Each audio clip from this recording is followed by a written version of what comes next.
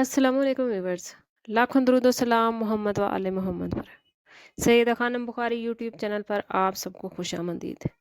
Viewers, उम्मीद करती हूँ आप सब खैरियत से होंगे। आज हम जिस टॉपिक पर बात करने जा रहे हैं वो बहुत इम्पोर्टेंट है। एक सवाल जो अक्सर ख़वातीन और अक्सर शादीशुदा जोड़े मुझसे पूछते हैं, वो सवाल बहुत ही कॉमन है कि औलाद की खुशखबरी कब मिलेगी या वो अब तक साहिब औलाद क्यों नहीं हो पाए। व्यूवर्स, अगर आप भी यही सोच कर परेशान हैं तो ये वीडियो आखिर तक ज़रूर देखें। चैनल को सब्सक्राइब करना और बेल आइकन को प्रेस करना हरगिज़ न भूलें ताकि हमारी हर नई आने वाली वीडियो सबसे पहले आपको मिले। व्यूवर्स, औलाद अल्लाह की सबसे बड़ी नेमत है। ये रहमत भी है और आजमाइश भी। कुछ लोगों को ये नेमत जल्दी मिल जाती है और कुछ लोगों को थोड़ी ताख़ीर और आजमाइश के बाद। व्यूवर्स, एस्ट्रोलॉजी के मुताबिक औलाद का ताल्लुक सबसे ज़्यादा 5वें घर और चंद्रमा यानी मून की पोजीशन से होता है।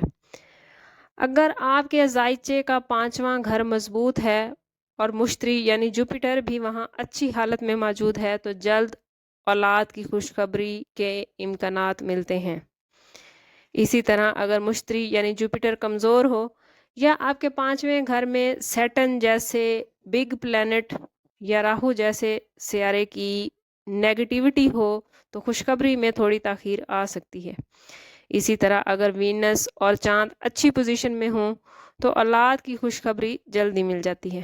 अब जायज़ा लेते हैं कि वक्त और इम्कानात क्या हैं कि आपकी औलाद कब होगी। तो इस सवाल के जवाब के लिए आप में से जो भी लोग इस सवाल का जवाब जानना चाहते हैं वो कोशिश करें कि ज़ाती बर्थ चार्ट की तरफ जाएं। इसके लिए हमारा नंबर यहाँ मौजूद है। इंतहाई मुनासिब फ़ीस के साथ आप हमसे अपने लिए मदद, अपने लिए रहनुमाई ले सकते हैं।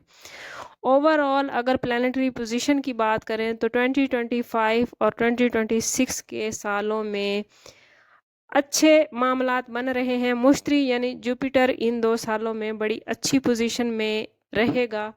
वो लोग जो औलाद के हवाले से परेशान हैं उन्हें इन 2 सालों में औलाद की खुशखबरी मिलती नज़र आती है।